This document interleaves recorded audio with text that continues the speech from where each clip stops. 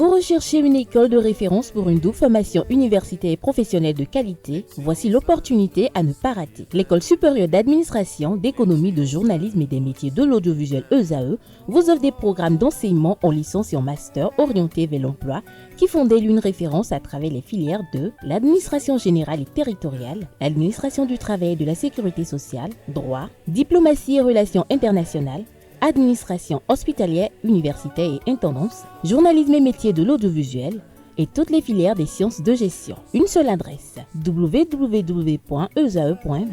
Rendez-vous dès maintenant sur nos campus ESAE Bedjromende au numéro 90 93 65 21 ou au numéro 98 98 14 00. Paracourt sur le numéro 52 46 12 12.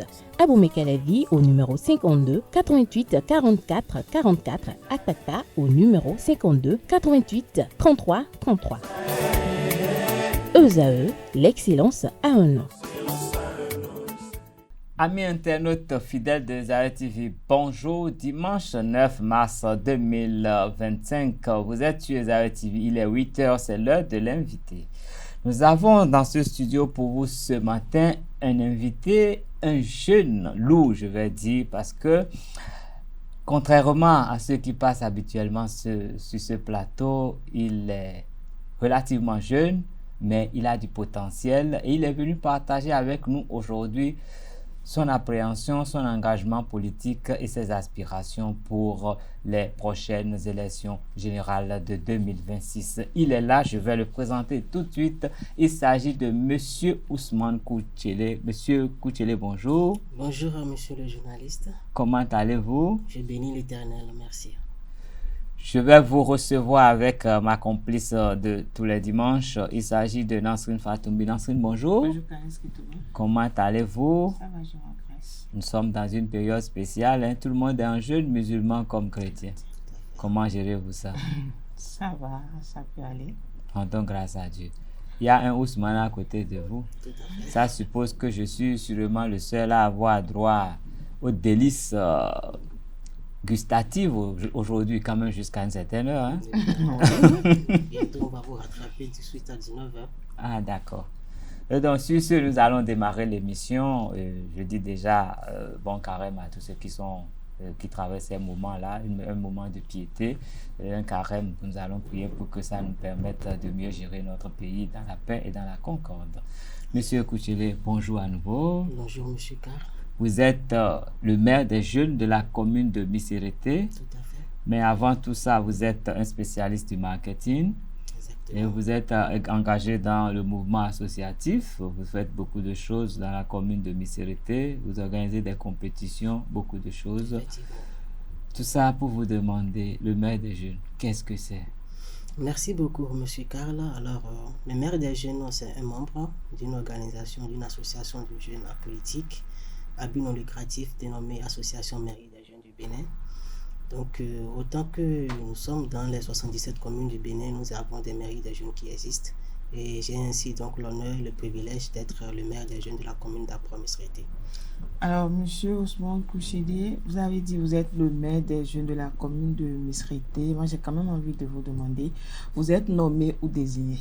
Très bien, alors la mairie des jeunes, comme on le disait tantôt, c'est une organisation politique à but lucratif de jeunes.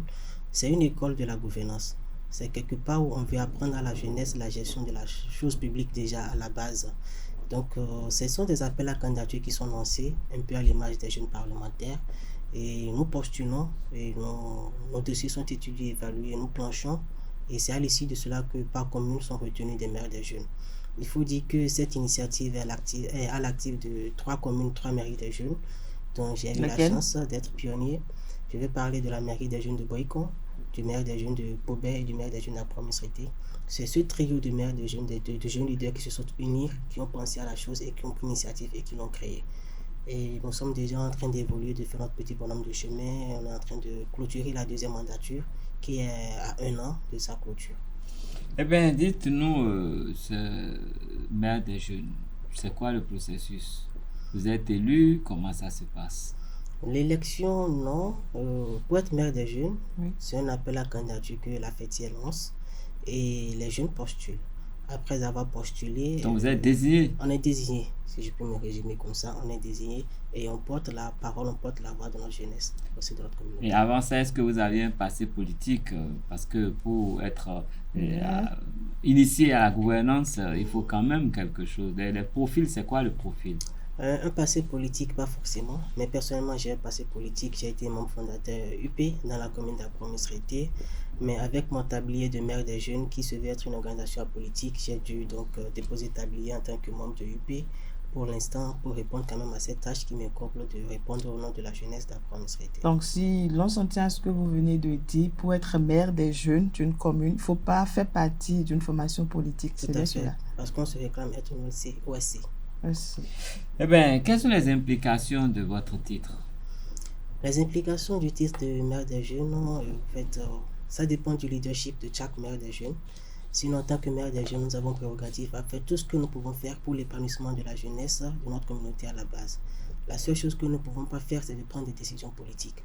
Mais nous avons quand même la possibilité d'influencer les politiques dans les prises de décision en montrant du doigt ce qui ne va pas et ce qui va, ce qu'on pourrait peut-être améliorer, ce qu'on pense faire dans la meilleure possible des manières, avec toute la courtoisie que cela pourrait réclamer. Non, mais je ne comprends pas. Quand vous dites que vous pouvez mettre le doigt sur ce qui ne va pas, vous le dites à qui? Vous vous adressez à qui? Vous êtes porte-parole des jeunes, vous vous adressez à qui pour porter votre voix, la voix des jeunes? Pour ce qui concerne les maires des jeunes, nous sommes déjà dans une commune. Donc nous avons déjà un maire senior avec qui nous collaborons, pour le conseil communal avec qui nous collaborons. Et par moment, pour ce qui concerne la Abromé-Srité, je suis en de bons termes avec le conseil communal. Pas plus tard qu'hier, nous étions ensemble dans le cadre de la journée de la femme, où on a délivré un match de gala qui a opposé les enseignantes de la commune au personnel de la mairie. Et j'y étais là en tant que coach des enseignantes de la commune. Donc cette collaboration fait qu'on est proche des autorités et on arrive à apporter à l'oreille de l'autorité les quelques petits détails qu'ils n'auraient pas pu, qu'ils n'ont pas vu et qui pourraient quand même apporter plus à l'épanouissement de la communauté. Mais à la base, dans la conception, c'est quoi vos rapports réels avec le conseil communal? Vous participez aux séances, comment ça se fait? Est-ce que vous allez aussi aux réunions? Tout à fait, nous sommes conviés, nous participons aux séances. Déjà, il faut dire qu'il y a plusieurs activités dans l'élaboration du PTC, du PTA ou bien du PDC de la commune et tout ça là. Nous sommes toujours invités et tout. Et quand il s'agit de prendre des décisions de la jeunesse, on nous invite aussi également. Il faut dire qu'aujourd'hui, la mairie des jeunes d'Abromé-Srité a travaillé à un niveau où on ne peut pas parler de la jeunesse à Abromé-Srité sans quand même penser à la mairie des jeunes d'Abromé-Srité. Alors, sans quand même penser à la mairie d'Abromé-Srité. Quand on prend la mairie d'Abromé-Srité, le maire a des adjoints. Il a un premier adjoint et aussi un deuxième adjoint. Est-ce que vous, en tant que maire des jeunes d'Abromé-Srité, vous avez aussi cette prérogative? Tout à fait, tout à fait. Nous sommes Donc, vous avez un bureau à votre... un bureau. Nous avons le conseil communal des jeunes également, qui réunit les CIA que nous avons dans chaque arrondissement. Nous avons également aussi le maire des jeunes. Le maire, ses premiers, ses deuxièmes adjoints au maire. Et à part ça aussi, dans les quartiers aussi, nous avons aussi des ambassadeurs qui répondent quand même au nom. Donc, vous fonctionnez comme une mairie. Voilà, nous fonctionnons comme une mairie et nous avons aussi un siège physique à la mairie des jeunes d'Abromé-Srité. Nous sommes au centre des jeunes. De la mairie d'Abromé-Srité. Non, nous sommes localisés au centre des jeunes d'Abromé-Srité. Donc, la mairie nous a localisés là, on a un bureau là. Vous avez un bureau et vous fonctionnez normalement. Est-ce que vous avez une administration qui permet quand même de concentrer un peu tout ce que vous faites? Et est-ce qu'on peut avoir vos rapports? Est-ce que vous avez des archives? Est-ce qu'on peut savoir ce que la mairie des jeunes de Abromé-Srité a fait depuis qu'elle est là? Est-ce qu'il y a de la traçabilité? Tout à fait, il y a de la traçabilité. Comme je le disais, c'est une école de la gestion de la chose publique. On ne peut pas gérer sans rendre compte. Et pour rendre compte, il faut forcément avoir des rapports. Donc, nous avons une administration, j'ai ma secrétaire particulière, j'ai le secrétariat général, j'ai mon directeur de cabinet également aussi. Donc toutes ces personnes-là au sein de l'équipe contribuent quand même pour ce qu'on puisse documenter. Et aujourd'hui, avec le numérique qui facilite les choses, nous avons une page Facebook où nous laissons d'écrire beaucoup de traces sur ce que nous faisons. Nous avons aussi des pages LinkedIn aussi, où nous quand même impactons, tout ce que nous faisons quand même, nous les mettons en ligne pour permettre quand même au plus grand public de pouvoir avoir accès à ce que nous faisons. Mais tout ce que vous venez de d'énumérer paraît quand même assez lourd. Comment est-ce que ça se finance tout ça? Tout à fait, il faut dire que c'est vraiment lourd Pour ma mémoire, notre budget 2025, ça tourne dans les 32 millions. Wow. Et il faut dire que nous ne recevons pas de financement directement. Vous ne recevez pas de financement. Et directement. vous y arrivez comment? Nous y arrivons par des lobbying que nous menons. Par exemple, pour les nouveaux bacheliers, avant même qu'ils aillent au baccalauréat, déjà dans la commune, nous les accompagnons à travers des travaux dirigés, à travers des matériels didactiques que nous donnons aux établissements pour faciliter leur bachutage et tout. Mais à ce niveau, vous avez des partenaires? Voilà, ce sont des partenaires pour la plupart des universités privées vers qui nous allons, qui comprennent que ce sont des potentiels clients, si je peux m'exprimer comme ça pour eux, qui comprennent, qui acceptent de nous accompagner, qui nous financent. Donc ça dépend du leadership de chaque maire des jeunes et de sa commune, de son équipe, qui vont quand même à la recherche des financements, des moyens pour venir quand même implémenter, exécuter le projet qu'ils ont. D'où la force aux fesses de la chose, parce que déjà à la base, ce sont des compétences, des qualités que nous développons déjà et que nous espérons qu'au sein de l'équipe vont servir plus tard à certains parmi nous qui auront la chance réellement d'accéder à la gestion de la chose publique de façon plus officielle. Mais étant donné votre présence constante et toutes les activités que vous menez sur le terrain, est-ce qu'il n'y a pas une tentative de récupération politique? Est-ce que les hommes politiques n'entrent pas dans vos rangs pour recruter des gens ou bien pour se servir de vous pour telle ou telle raison? Le risque, est-ce qu'il n'est pas là? Si, le risque il est là. L'objectif c'est de former, mais quand on forme, il faut servir à quelque chose. Donc quand ça se présente, forcément cette personne, on est obligé de l'écarter de l'équipe. C'est un peu comme un CA d'une de mes arrondissements qui actuellement est en train de déposer tablier parce qu'il est sollicité ailleurs pour servir en tant que leader politique dans sa communauté. Donc quand cela arrive, on accepte, mais déjà très tôt, c'est ce qui a fait que j'ai dû déposer tablier au niveau de mon parti où j'étais pour pouvoir servir parce que je suis obligé de collaborer avec tous les bords politiques. J'ai été sollicité plusieurs fois par les membres du BR pour mener des activités. Une fois que cela répond à mes objectifs, à celles de l'équipe et que cela impacte positivement la communauté, je ne trouve pas d'inconvénient puisque c'est la jeunesse qui gagne. Je ne trouve pas d'inconvénient à accompagner cela tout en prenant quand même le soin de mettre mes garde-fous pour que cela ne soit pas une récupération politique.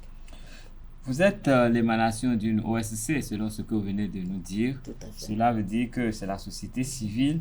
Et nous savons que la société civile au Bénin a une vie et autre depuis 1990, la conférence nationale des forces vives de la nation. Est-ce que vous avez une idée dans votre mémoire? Et qu'est-ce que vous pouvez nous dire sur la conférence nationale des forces vives de la nation, surtout en rapport avec vous, les jeunes et tout? Bien, la conférence des forces vives de la nation, je pense que c'est l'une des plus belles choses qui pouvait venir, qui pouvait arriver à la nation béninoise, parce que elle est venue ouvrir certaines portes qui quand même ont fait leur petit bonhomme de chemin.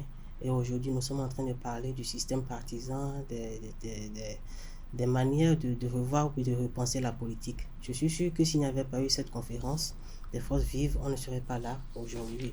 Et c'est l'occasion pour moi de remercier ce grand homme qui a eu cette idée et un monsieur que j'ai eu la chance de connaître depuis petit pour avoir été l'enfant d'un officier de la gendarmerie qui était proche de la garde rapprochée et du président d'alors, Mathieu Kérikou. Donc je pense que c'est l'occasion pour nous de reconnaître vraiment le mérite de cet homme-là et d'être fiers.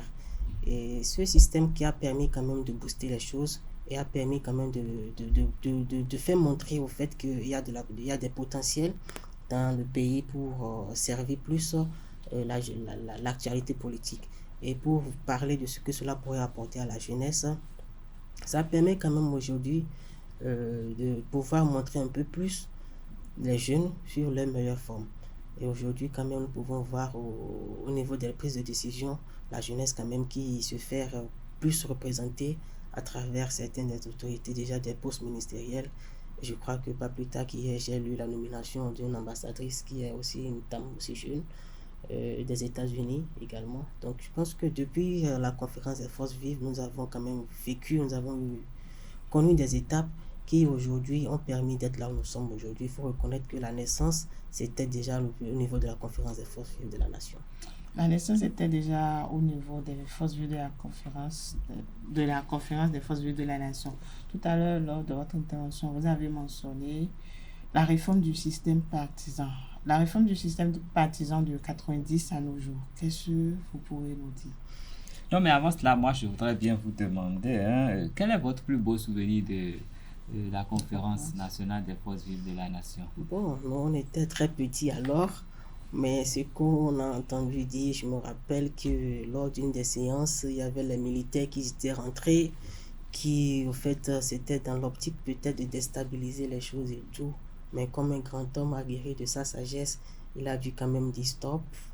Et on n'est pas venu pour semer de désordre, mais on veut faire un travail sérieux. Et il a quand même donné toutes les armes nécessaires aux acteurs qui étaient là pour quand même faire un travail potable. Donc mon plus grand souvenir, ce serait en fait la fierté que je ressens de voir que le chef de l'État d'alors, il a promis et il l'a fait de façon délibérée. Ok, vous êtes maire des jeunes, vous avez dit que c'est une façon de vous initier à la gestion de la chose publique. Est-ce que ça veut dire que juste après votre mandat, on vous verra sur le terrain politique? Juste après mon mandat, C'est déjà quand la fin de votre mandat? déjà c'est la dernière année. C'est la fin, c'est avant les élections générales de 2026 ou Tout pas? à fait, tout à fait. Ah, d'accord. Là, la question devient déjà, encore plus déjà intéressante. en juin, Juin prochain. en juin prochain déjà, je pense qu'il y aura déjà les appels à candidature. En tout cas, tout le festival électoral sera déjà lancé au niveau de l'AMJB. Et il faut dire que déjà au sein de l'AMJB, beaucoup de personnes déjà sont en train de me bousculer, me sollicitent déjà et poussent ma candidature pour peut-être penser au poste de président de l'association et tout. Mais pour l'heure, mon objectif n'est pas là-bas. Je pense que je suis en train de penser faire un travail personnel d'abord sur ma personne pour quand même installer et asseoir certaines bases déjà plus dans ma communauté. D'abord, avant de penser à m'exposer, à m'extérioriser. Et si je projette des avenirs politiques, bon, pas tout de suite, je n'ai pas vraiment d'ambition tout de suite. Mais cela pourrait venir quand même parce que je sais que derrière, on me bouscule, on me pousse beaucoup. Mais tout de suite, personnellement, je ne me vois pas encore réellement me lancer en politique. Tu ne vois pas Mais- réellement. J'ai l'impression qu'il y a une petite contradiction. Vous voulez asseoir votre base dans Base, votre commune, commune. mais vous ne vous voyez pas vous lancer en politique. Moi, je n'ai pas bien compris. Non, La ben, base, à quelle fin alors? En fait, pour moi, faire la politique, ce n'est pas forcément être un leader, ce n'est pas forcément être un élu. Mhm. On peut faire la politique autrement. Je peux être peut-être une tête pensante du parti au sein de laquelle je vais militer et tout. Donc, je ne me vois pas quand même tout de suite être Est-ce qu'on candidat. en déduit que vous allez Rejoindre. agir politiquement, Forcément, être actif politiquement? Forcément, je serai actif Donc la politiquement. suite après la fin de votre mandat en tant que maire des Ouais, jeunes de jeune. la commune de Missélété, la porte d'après, vous l'ouvrez et puis vous sortez en politique. Tout à fait. Ah, d'accord. Ok, je vais laisser Nansini aller avec vous tout de suite. Elle avait une question qui Alors, paraissait intéressante et je l'ai... La réforme du système partisan de 90 à nos jours, que pourrez-vous nous dire? La réforme du système partisan, il faut On dire va que, dire l'évolution de l'évolution, 90 à ce jour. 90. Après, on pourra parler de la réforme qui est toute fraîche là et qui, bon... bon, il faut dire que beaucoup de choses se sont passées. Ça n'a pas été facile et tout. Mais tout de suite, ce qui m'impacte moi le plus, c'est ce que nous vivons actuellement. Et quand je parle d'actuellement, avant on avait déjà des multipartis, des partis de quartier, des partis de communes ici et ça. Mais aujourd'hui, nous avons avancé. Et aujourd'hui, nous sommes quand Négativement même- ou positivement? Nous avons avancé pour ma part, pour mon entendement à moi, positivement. Parce que, comme on le dit souvent, qui embrasse trop pétrin, il y a en fait déjà de trop. Il n'y a pas de cela quelques jours, j'ai vu une de nos bulletins de vote. Il y avait tellement de logos et ainsi de suite, et ainsi de ça. Mais aujourd'hui, on peut voir que tout est résumé. Ce qui oblige les gens quand même à être centrés au sein d'un groupe et de pouvoir travailler ensemble. Et comme on le dit souvent, l'union fait plus la force. Donc pour moi, c'est aujourd'hui que nous vivons réellement le système partisan à travers la limitation des partis qui étaient pluri-anarchiques et tout. Donc j'espère vivement que ce système, c'est un système avec lequel on va faire un long chemin et qu'on pourra réellement atteindre les objectifs que déjà les leaders sont en train de décider pour le Bénin. Pour parler de la vision Bénin 2060, des travaux qui ont été faits au cours desquels j'ai eu la chance de participer aussi en tant que leader de la jeunesse dans la commune d'Abraham-Israël également. Donc si on veut vraiment atteindre ces objectifs-là, il faut accepter quand même faire certains sacrifices et cela commence déjà par là. La limitation des partis politiques, que certains considèrent que c'est une forme d'exclusion. Est-ce que le fait qu'il y ait beaucoup de partis qui s'expriment, est-ce que ça empêche la République de fonctionner? Est-ce que ça empêche de dénicher les talents? Est-ce que ça empêche de faire les choses comme il faut? Parce que de toute façon, on voit que quand il y a élection, les partis se regroupent pour faire des choses. En quoi est-ce qu'il était forcément, je ne sais pas, hein, il fallait forcément limiter comme ça? Pour moi, est-ce que c'est limité? Ce n'est pas limité. Seulement que c'est les petits partis qui sont en fait, qui sont limités. Donc, mais maintenant, nous avons les grands partis. Les grands partis, est-ce qu'ils ont une lisibilité? Est-ce que quand on prend un parti, maintenant, on sait que si ceux-là viennent aux affaires, nous sommes sûrs que nous allons diriger comme ça, nous allons dans telle direction, si les autres viennent. Est-ce qu'on a cette lisibilité? Parce que les partis, c'est qu'on sait à quoi s'attendre avec les partis quand ils seront aux affaires. Ce n'est pas qu'ils sont, on est sûr que quand ils vont venir, ils vont chasser tel du pouvoir. Est-ce qu'aujourd'hui on a une lisibilité, même si c'est 3 ou 4 partis, je ne sais pas, bon, ça dépasse un peu, est-ce qu'on a une lisibilité claire je ne sais pas, des dispositions et des projets de ces partis pour notre vivre ensemble? Bon, des lisibilités claires, je ne saurais dire oui tout de suite, mais ce que je vais quand même déjà pouvoir appuyer, c'est déjà de dire que déjà, ce n'est plus interdit de faire de la politique, ce n'est plus interdit d'avoir un parti, mais quand même de pouvoir se réunir en groupe. Maintenant, quand je dois me permettre de faire une petite analyse de ce que nous voyons déjà, il faut dire que jusqu'à date, je n'arrive pas vraiment encore à voir l'enjeu réellement de la chose politique. Moi, personnellement, parce que tout est encore flou, bien que nous sommes à moins d'une année et quelques des élections et tout est encore un peu flou. Donc, tout de suite, me prononcer, ce serait un peu aller en besogne par rapport à ça. Mais ce que je sais, c'est que dans l'ombre et ailleurs, des choses se font quand même pour pouvoir... 2026, ça va beaucoup bouger. Vous savez, généralement au Bénin, on ne vote pas pour quelqu'un, mais on vote pour chasser quelqu'un. Tout à fait. On a vu ça, hein, vous votez sûrement depuis quelques élections, on vote pour chasser quelqu'un. Et qu'est-ce que la jeunesse, vous en tant que jeune leader politique, qu'est-ce que vous faites aujourd'hui pour que ce ne soit plus un vote pour chasser quelqu'un, mais un vote pour choisir quelqu'un? D'accord, il faut dire que déjà aujourd'hui la jeunesse elle est un peu plus informée. Nous avons quand même avec le numérique la possibilité d'aller à la recherche de l'information. Et ce qui fait que nous avons quand même la facilité d'analyser et de mieux voir les choses. Il y a des choses qui étaient impossibles il y a de cela 2 ou 3 ans. Bon, je vais aller encore un peu plus loin, il y a de cela 15 ans ou 20 ans, qui aujourd'hui quand même sont possibles. Je pense que la volonté du système partisan était déjà depuis Yaïbouni, si je peux me permettre, mais on a vu tout ce que ça a pu traîner. Mais aujourd'hui, quand même, sous l'air talons, nous y sommes. Donc, pour ma part, c'est qu'on peut rêver désormais, on peut faire grand le Bénin. On peut faire grand le Bénin. Alors, on parle de l'évolution du système partisan. Je vais quand même avoir votre opinion sur l'audit du fichier électoral. Il n'y a pas longtemps, le président de la République a rencontré le comité de pilotage. Ils ont eu à discuter de cette procédure. En tant que maire des jeunes de la commune de Misrété, quelle est votre opinion sur cet audit? D'accord, déjà, ma plus grande joie, c'est déjà de voir que le chef de l'État, il accepte qu'on aille d'abord l'audit. Et la deuxième, c'est qu'il accepte également que le gouvernement puisse accompagner cela financièrement. C'est rare de voir quand même quelqu'un qui voit que cela pourrait être un instrument bien, une stratégie qui pourrait être utilisée contre lui, accepter quand même qu'on puisse aller à de tels audits. Donc pour ma part déjà, c'est déjà bien, c'est notre plus grande valeur, c'est ma fierté de voir que notre Bénin d'aujourd'hui n'est plus celui d'hier et que quand même on peut rêver. On peut rêver.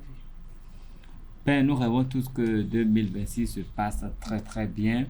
Et vous, quel est votre rêve pour 2026?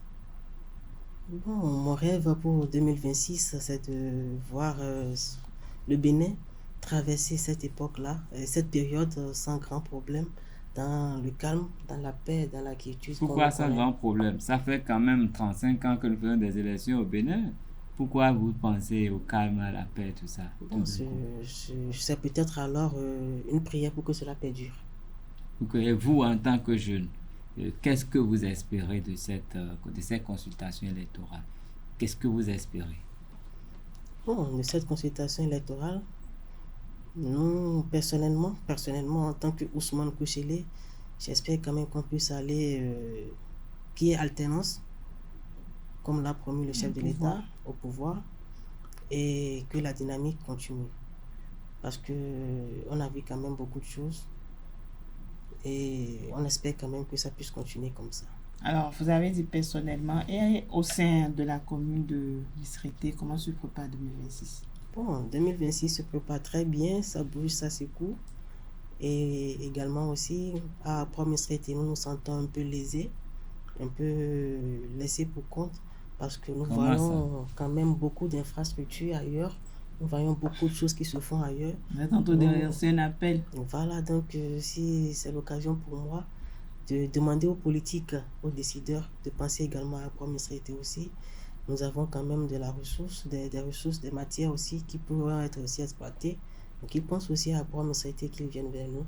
Donc on espère que en passant 2026, on pourra également avoir de vrais potentiels au niveau plus haut sommet des décisions qui pourront quand même nous faire penser à Misrété.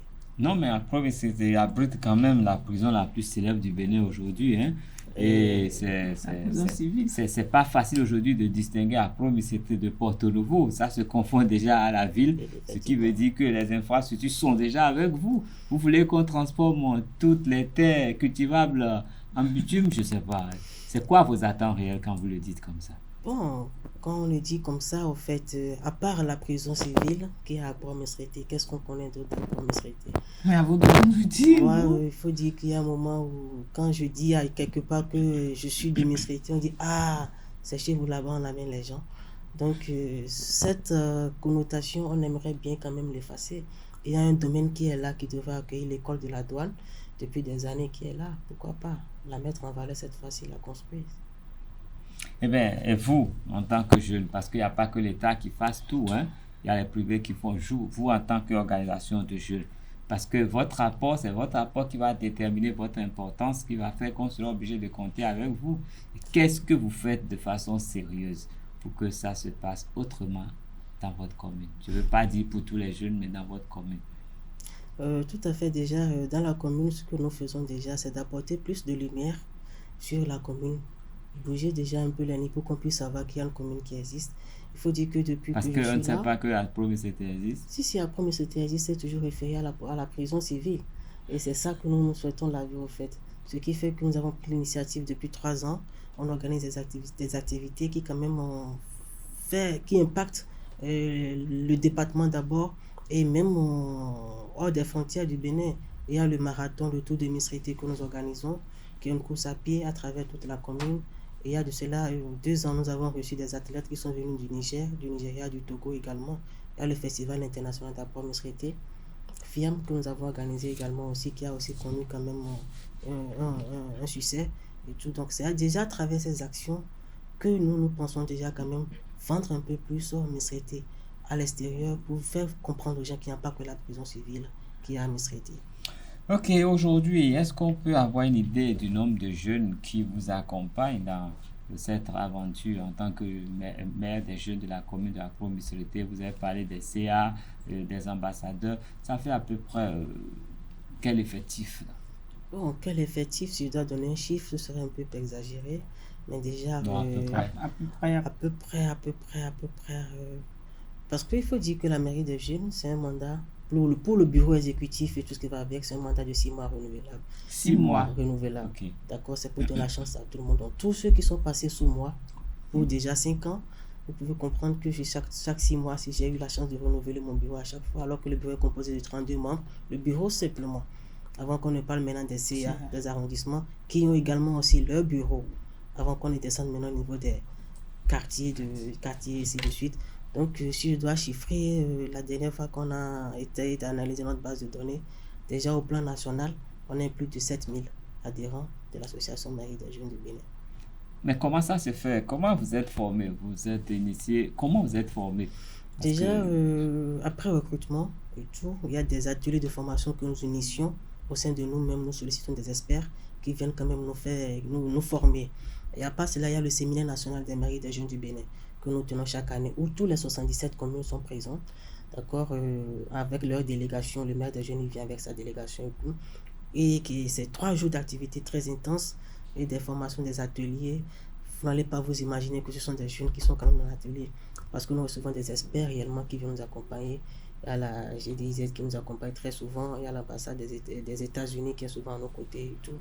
Donc nous sommes vraiment outillés sur les questions de la démocratie, de la citoyenneté et tout ce qui quand même va à l'épanouissement et à l'essor de la jeunesse. Il faut dire que c'est une école réellement où un travail colossal se fait pour quand même déjà inspirer, semer des graines qui réellement, quand ils seront dans la vie politique ou active, vont réellement impacter la communauté. Ben, nous sommes pratiquement à la fin de cet entretien et je voudrais savoir qu'est-ce que vous prévoyez pour 2026, votre organisation, les maires des jeunes. Qu'est-ce que vous préparez? Quelles sont les activités que vous allez mener d'ici 2026 pour participer d'une certaine façon à la réussite des joutes électorales de 2026? Parce que c'est la première fois que nous aurons beaucoup d'élections en une fois. En une fois, effectivement. Il faut déjà dire que le premier travail que nous sommes en train de faire, c'est déjà d'assainir notre équipe. Parce que, comme je l'ai dit déjà, beaucoup de nos membres vont s'intéresser déjà à la vie politique désormais. Okay. Et ce que nous faisons souvent dans la période électorale, c'est déjà de faire la veille en sensibilisant plus nos jeunes, en nous conscientisant plus pour qu'on ne soit pas l'outil de manipulation des leaders ou bien en fait des personnes qui voudront quand même se servir de cette jeunesse pour pouvoir quand même pallier à d'autres activités qui ne seront peut-être pas catholiques aussi. Ça. Donc nous sommes plus dans la sensibilisation, dans la conscientisation quand il y a les élections qui s'approchent. D'accord. Ce serait tout pour cet entretien, à moins que ça peut aller à mon niveau. Très bien, merci beaucoup. Ok, monsieur Ousmane Koutiélé, vous êtes venu à nous ce matin, vous êtes spécialiste en marketing, vous êtes le maire des jeunes de la commune de la Pro-Misérité et vous êtes à votre deuxième mandature. Et bon, votre dernière mandature va finir d'ici la fin de cette année, avant les élections générales. Et vous avez été mis en place par une organisation apolitique, c'est une OSC, vous êtes apolitique et votre rôle c'est de l'éveil des jeunes, de les conscientiser, et c'est également la formation des jeunes à la gestion de la chose publique. Vous vous attelez vraiment à cette tâche depuis que vous êtes là. Vous avez vu beaucoup de mandatures passer parce qu'il y a les élections tous les 6 mois et le bureau compte 32 membres qui sont renouvelés, d'autres vont en politique, d'autres restent. Et ceux qui commencent à avoir des activités politiques tout de suite là sont sortis des rangs pour qu'il n'y ait pas de confusion parce que vous voulez demeurer apolitique. Vous, personnellement, vous avez dû démissionner de votre parti politique pour vous consacrer à cela. Et votre souhait, c'est de faire tout ce qu'il faut pour que les jeunes soient sensibilisés pour ne pas être l'otage de la corruption politique, pour ne pas être manipulés, pour perturber les joutes électorales de 2026. Exactement. Et pour le moment, vous souhaitez qu'il y ait beaucoup plus d'infrastructures dans votre commune, que votre commune n'ait pas pour cette référence la prison civile. Et vous êtes en de très bons termes avec le conseil communal. Vous êtes sollicité sur toutes les questions qui impliquent, sinon qui intéressent la jeunesse. Votre opinion passe et vous avez travaillé à l'élaboration de ce projet qui projette le Bénin d'ici 2060.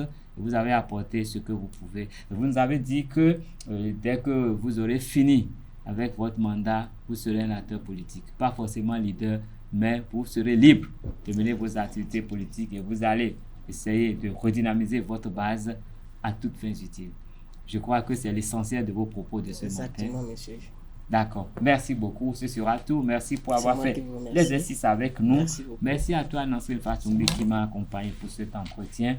Je vais dire un grand merci à tous ces fidèles de Zaïre TV qui ont suivi cet entretien. Vous avez vu, il n'y a pas que les grands qui font de la politique. Et la politique, ce n'est pas seulement les élections. La politique, c'est le fait de participer à l'amélioration du cadre de vie, des conditions et à la sensibilisation des uns et des autres. Donc, monsieur Ousmane Koutiélé, il est vraiment en politique, même s'il n'est pas forcément en action pour le compte d'un parti politique.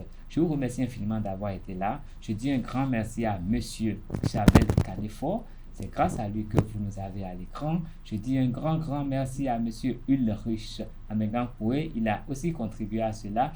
Je dis un merci à monsieur Romao qui est derrière la baie vitrée et toute l'équipe qui l'accompagne afin que cette émission puisse être ce qu'elle est. Merci infiniment. Que Dieu vous bénisse et à très bientôt. une fois encore sur l'équipe.